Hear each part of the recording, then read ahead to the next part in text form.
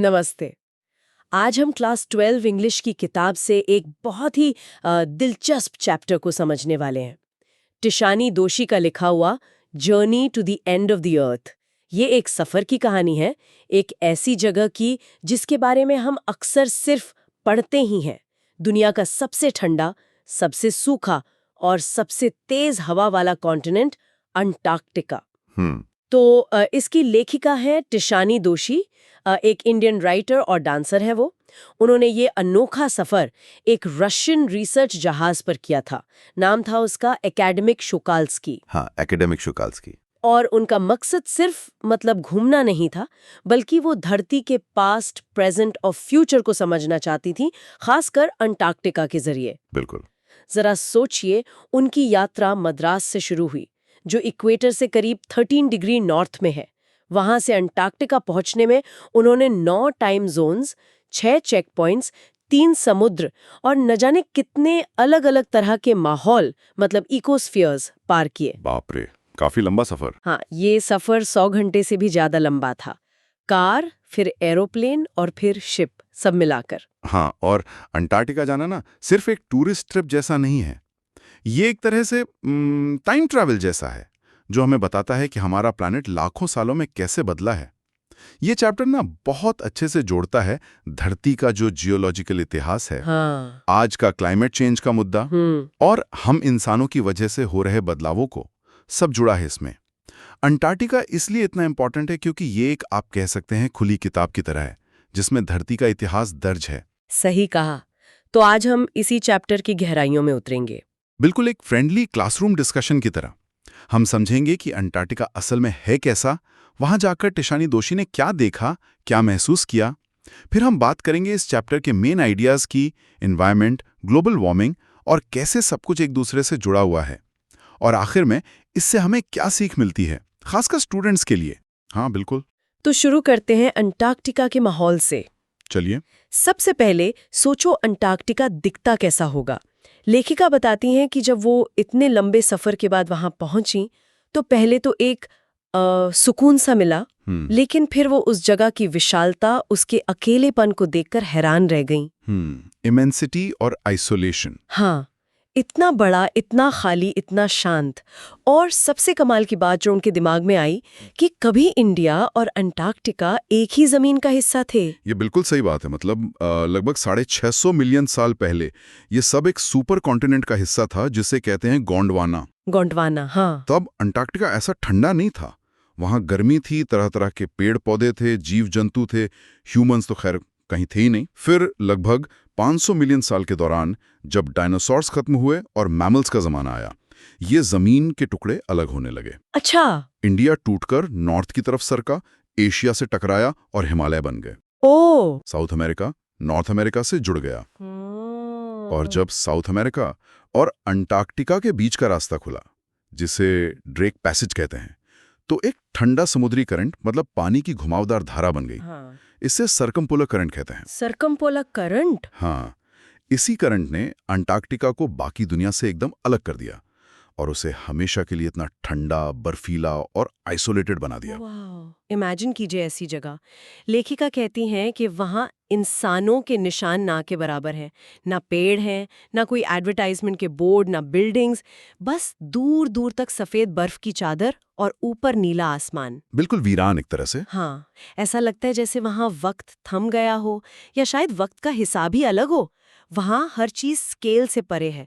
छोटे से छोटे कीड़े, मिजेस एंड माइट्स से लेकर विशाल ब्लू व्हेल्स तक, और आइसबर्ग्स तो इतने बड़े कि बेल्जियम देश जितने। हाँ, ये पढ़कर मैं भी हैरान था। और गर्मियों में, ऑस्ट्रल समर में, दिन में 24 घंटे सूरज चमकता रहता है। बस एक अजीब सी शांति है जो कभी कभी बर्फ के गिरने, एवलेंच, या किसी बड़े आइस चंक के टूटकर अलग होने, कैल्विंग, की आवाज से टूटती है। ये ऐसी जगह है जो आपको मजबूर करती है कि आप धरती के इतने लंबे इतिहास के सामने अपने वजूद को देखें। सही कहा। और अंटार्कटिका की इंपॉर्टेंस सिर्फ उसके इतिहास में नहीं है। यहाँ दुनिया की लगभग 90% बर्फ, आइस, मौजूद है। 90%? हाँ। और इस बर्फ की गहरी परतों में, जिन्हें आइस कोर्स कहते हैं, साइंटिस्ट ने 5 लाख साल पुराने कार्बन रिकॉर्ड्स ढूंढे हैं। ये रिकॉर्ड्स हवा के छोटे छोटे बबल्स के रूप में बर्फ में कैद हैं। अच्छा, इन्हें स्टडी करके हम जान सकते हैं कि अर्थ का क्लाइमेट और एटमॉस्फेयर पहले कैसा था। इसलिए अगर हमें धरती के पास्ट, प्रेजेंट और फ्यूचर को सही मायने में समझना है तो अंटार्कटिका एक लेबोरेटरी की तरह है। यहाँ इंसानी आबादी कभी नहीं बसी, इसलिए ये काफी हद तक प्रिस्टीन यानी शुद्ध है। प्रिस्टीन मतलब अनटच्ड। मतलब इंसानी सिविलाइजेशन ने इसे अभी तक बिगाड़ा नहीं है। यहाँ की पढ़ाई हमें इवोल्यूशन, एक्सटिंक्शन, ओजोन और कार्बन जैसे जरूरी टॉपिक्स को समझने में मदद करती है।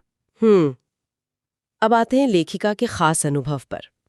वो वहाँ स्टूडेंट्स ऑन आइस प्रोग्राम के साथ गई थी। हाँ, स्टूडेंट्स ऑन आइस। ये प्रोग्राम कैनेडियन जेफ ग्रीन चलाते हैं। और इसका मकसद है हाई स्कूल स्टूडेंट्स को दुनिया के ऐसे दूर दराज इलाकों जैसे आर्कटिक और अंटार्कटिका ले जाना, ताकि ये यंग माइंड्स अपने प्लैनेट के लिए एक नई समझ और रिस्पेक्ट डेवलप कर सकें। अच्छा इनिशिएटिव है ये। बहुत। जेफ ग्रीन पहले सेलिब्रिटीज और रिटायर हो चुके अमीर लोगों को ले जाते थे, पर उन्होंने रियलाइज किया कि असली बदलाव तो यंग जनरेशन ही ला सकती है। इस एज में स्टूडेंट्स सीखने, एब्जॉर्ब करने और सबसे इम्पोर्टेंट एक्शन लेने के लिए सबसे ज्यादा तैयार होते हैं। ये पॉइंट एग्जाम्स के लिए भी काफी इम्पोर्टेंट है कि ग्रीन स्टूडेंट्स को ही क्यों ले जाना प्रेफर करते हैं। बिल्कुल, क्योंकि वही फ्यूचर है। और अंटार्कटिका में जाकर ना ग्लोबल वार्मिंग का खतरा बिल्कुल सामने दिखता है। हम जब अपने शहरों में रहते हैं तो शायद हमें टीवी पर सुनी खबरें के पोलर आइस कैप्स पिघल रही हैं उतनी सीरियस ना लगें। हाँ, बस खबर लगती है। बिल्कुल, लेकिन वहां अपनी आंखों से ग्लेशियर्स को पीछे हटते हुए रिट्रीटिंग और बड़ी बड़ी आइस शेल्व्स को टूटकर गिरते हुए कोलैप्सिंग देखना, वो एक अलग ही एहसास है। तब समझ आता है कि क्लाइमेट चेंज सिर्फ किताबी बातें नहीं, एक बहुत बड़ी सच्चाई है जिसका असर हो रहा है। आजकल ये सबसे बड़ा सवाल है, क्या वेस्ट अंटार्कटिक आइस शीट पूरी पिघल जाएगी? ओह, क्या समुद्री धाराएं जैसे गल्फ स्ट्रीम रुक जाएंगी? क्या दुनिया का नक्शा बदल जाएगा? जवाब शायद हाँ हो, शायद ना, लेकिन अंटार्कटिका इन सवालों का जवाब ढूंढने में एक क्रूशल जगह है। वाकई वहाँ टिशानी दोषी ने एक और बहुत जरूरी चीज ऑब्जर्व की, फाइटोप्लैंक्टन। फाइटोप्लैंक्टन, हाँ। ये समुद्र के घास जैसे होते हैं, बहुत ही छोटे सिंगल सेल वाले पौधे। ये सूरज की रोशनी इस्तेमाल करके अपना खाना बनाते हैं, मतलब फोटोसिंथेसिस करते हैं, और पूरे सदर्न ओशन की फूड चेन का बेस है। बिल्कुल, base of the food chain. यानी समुद्र के बाकी सारे जीव इन पर डिपेंड करते हैं। ये कार्बन को भी एब्जॉर्ब करते हैं। हाँ। और इसी बात को आगे बढ़ाते हुए साइंटिस्ट से चेतावनी देते हैं कि अगर हमारे एटमॉस्फेयर में ओजोन लेयर, जो हमें सूरज की हार्मफुल यूवी रेस से बचाती है, हाँ, ओजोन लेयर, अगर वो और पतली होती गई तो इसका सीधा असर इन फाइटोप्लैंक्टन पर पड़ेगा। उनकी एक्टिविटी कम हो जाएगी, और अगर ये कमजोर हुए तो सोच सकते हैं क्या होगा।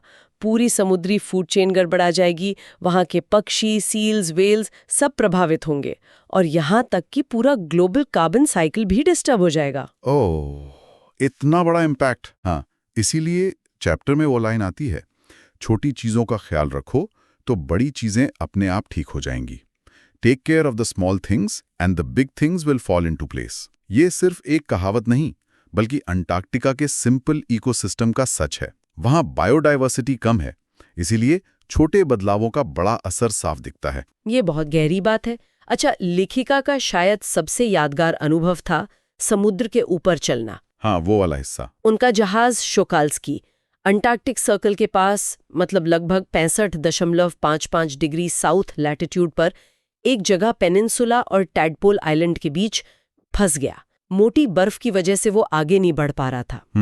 तो कैप्टन ने फैसला किया कि वो लोग वापस नॉर्थ की तरफ मुड़ेंगे, लेकिन उससे पहले उन्होंने सभी 52 लोगों को जहाज से नीचे उतरकर उस जमे हुए समुद्र पर चलने का मौका दिया। क्या बात है। हाँ, सब लोग अपनी गोरटेक्स जैकेट्स और सनग्लासेस पहनकर 1 मीटर मोटी बर्फ की परत पर चल रहे थे। 1 मीटर मोटी बर्फ? हाँ, उस बर्फ के नीचे 180 मीटर गहरा ठंडा नमकीन पानी था, और आसपास बर्फ के टुकड़ों पर क्रैब ईटर सील जैसे धूप सेक रहे थे। जैसे हमारे यहाँ गली के कुत्ते बरगद के पेड़ के नीचे आराम करते हैं।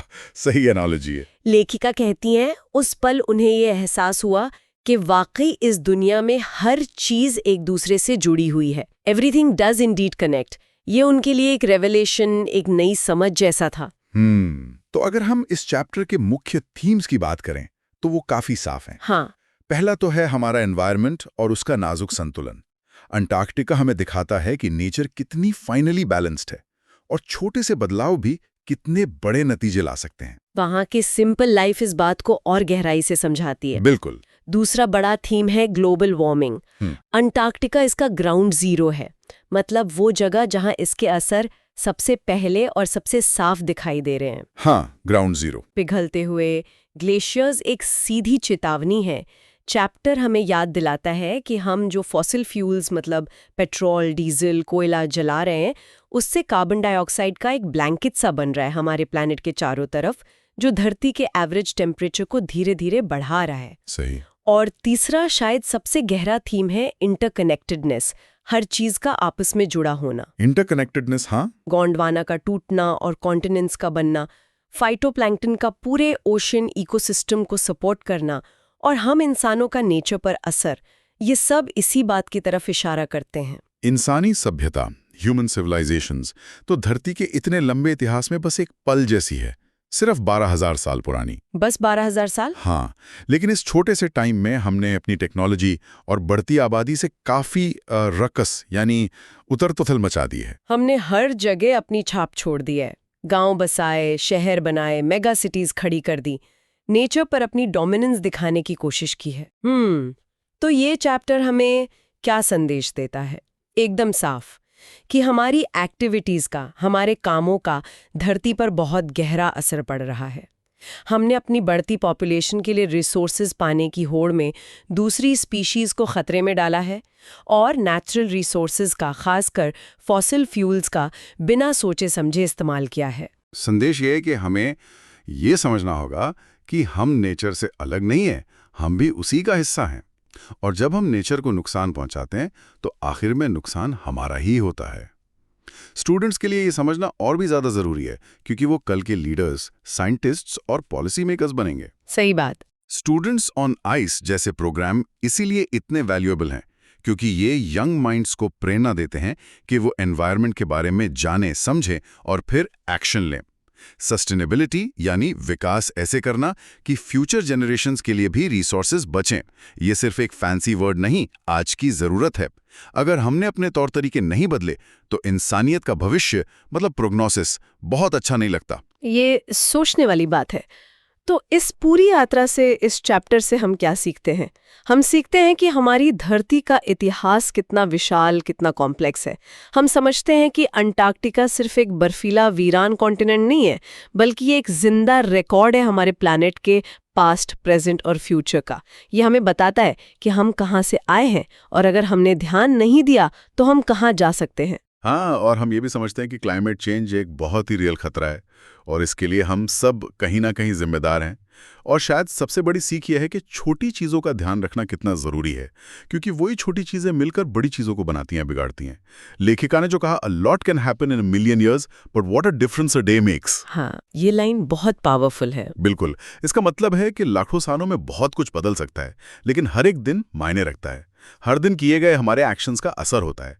वो कहती हैं कि उन टीनेजर्स में जो इस ट्रिप पर उनके साथ थे, अभी भी दुनिया को बेहतर बनाने का जज्बा, आइडियलिज्म है जो एक उम्मीद जगाता है। बिल्कुल।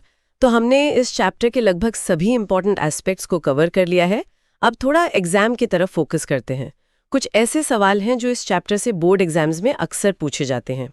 हम सवाल इंग्लिश में पढ़ेंगे और जवाब सिंपल इंग्लिश में डिस्कस करेंगे ताकि आसानी से याद हो जाए। ठीक है। पहला सवाल है, क्यों?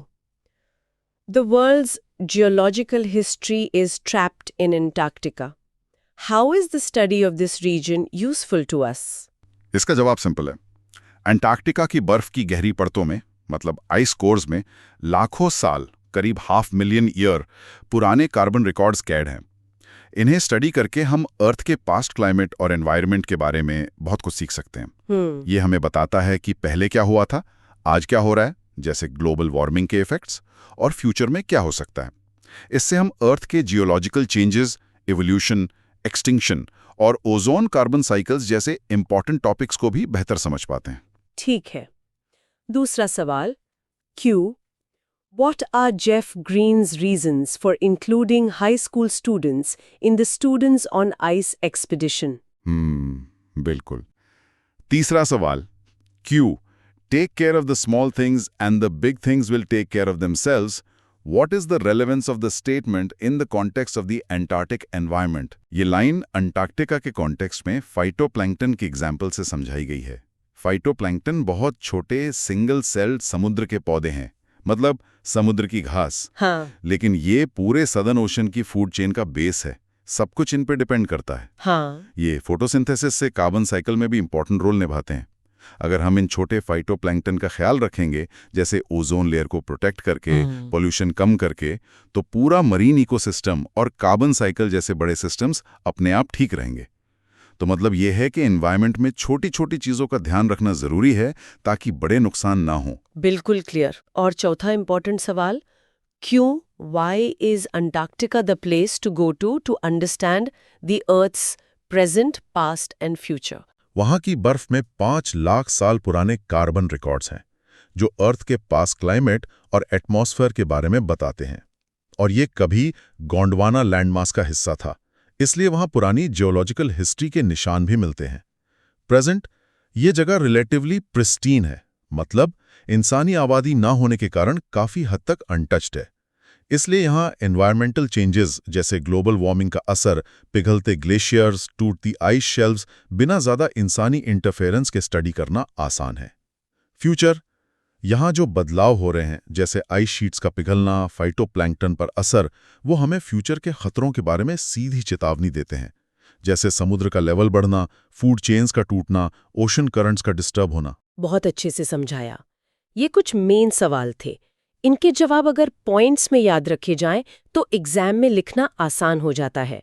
कुछ कीवर्ड्स भी याद रखना फायदेमंद है, जैसे Gondwana, phytoplankton, ice cores, students on ice, Jeff Green, academic Shokalskiy, global warming, interconnectedness. हाँ, कीवर्ड जरूर याद रखें। चलिए अब जल्दी से 5 क्विक रिवीजन पॉइंट्स देख लेते हैं जो बोर्ड एग्जाम्स के लिए बहुत काम आ सकते हैं। Okay. 1.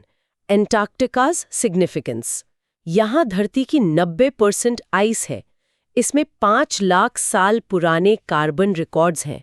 Past, present, future climate समझने के लिए ये की है। कभी ये गोंडवाना सुपर कॉन्टिनेंट का हिस्सा था। 2. Authors journey.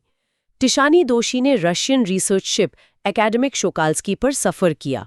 वो स्टूडेंट्स ऑन आइस प्रोग्राम, जिसे जेफ ग्रीन चलाते हैं, के थ्रू गई थीं। सफर बहुत लंबा था, 100+ घंटे, 9 टाइम जोन्स। ठीक है। 3. Human impact. इंसान जो सिर्फ 12,000 साल से हैं, ने नेचर पर बड़ा असर डाला है। फॉसिल फ्यूल्स जलाकर CO2 ब्लैंकेट बनाया, ग्लोबल वार्मिंग हुई। अंटार्कटिका में ये असर साफ दिखते हैं, पिघलते ग्लेशियर्स। ये जरूरी है। 4. Interconnectedness and phytoplankton. सब कुछ एक दूसरे से जुड़ा हुआ है। एग्जाम्पल, फाइटोप्लैंक्टन फूड चेन का बेस, ओजोन कम होने से इन पर खतरा, दिखाता है कि कैसे छोटी चीजें बड़े सिस्टम्स को अफेक्ट करती हैं। मंत्रा याद रखें, take care of small things. बिल्कुल। 5. Message and call to action. हमें अपने एक्शंस का इम्पैक्ट समझना होगा और क्लाइमेट चेंज पर एक्शन लेना होगा। यंग जनरेशन, स्टूडेंट्स में बदलाव लाने का पोटेंशियल है, हर दिन मायने रखता है। What a difference a day makes। ये 5 पॉइंट्स बहुत इंपॉर्टेंट हैं। तो ये थी हमारी कोशिश journey to the end of the earth chapter को आसान भाषा में समझने की। हमने देखा कि कैसे एक सफर सिर्फ घूमना नहीं होता, बल्कि ये खुद को और अपने प्लैनेट को बेहतर तरीके से जानने का एक मौका भी हो सकता है। सही कहा। अंटार्कटिका हमें बार बार याद दिलाता है कि हम इस धरती के विशाल इतिहास में कितने छोटे हैं, लेकिन हमारे आज के एक्शंस का असर कितना बड़ा हो सकता है। ये चैप्टर सिर्फ एक कहानी नहीं, ये एक वेकअप कॉल है, एक चेतावनी है हम सबके लिए। बिल्कुल। और जाते जाते एक सवाल छोड़ जाते हैं सबके लिए, जिस पर लेखिका ने भी सोचा था। अगर अंटार्कटिका फिर से वैसा ही गर्म हो गया जैसा वो लाखों साल पहले था, तो क्या होगा? क्या हम इंसान उसे देखने के लिए यहाँ मौजूद होंगे, या हम भी डायनासोर्स और मैमथ्स की तरह इतिहास का हिस्सा बन चुके होंगे? इस पर जरूर सोचिएगा। अगली बार फिर मिलेंगे एक नए विषय के साथ। धन्यवाद। धन्यवाद।